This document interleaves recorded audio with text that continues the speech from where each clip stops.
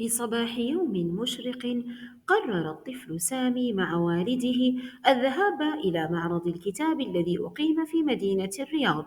كان سامي مولعا بالقراءة ينتظر بفارغ الصبر هذا اليوم ليختار بعض القصص الجديدة ليقرأها.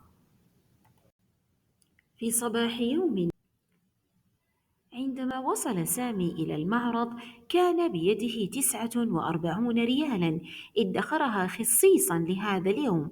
تجول بين الأرفف المليئة بالكتب، ووقع اختياره على 3 قصص مشوقة. كانت القصة الأولى بسعر 5 ريالات، والثانية ب12 ريالا، والثالثة ب10 ريالات. بدأ سامي في حساب كم سيتبقى معه بعد شراء القصص ال3.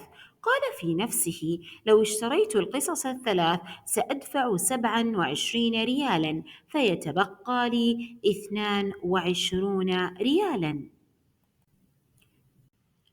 شعر سامي بالسعادة لأنه استطاع شراء القصص ال3، وما زال يحتفظ ببعض المال ليتمكن من الصدقة بجزء منه ويدخر الباقي أيضا.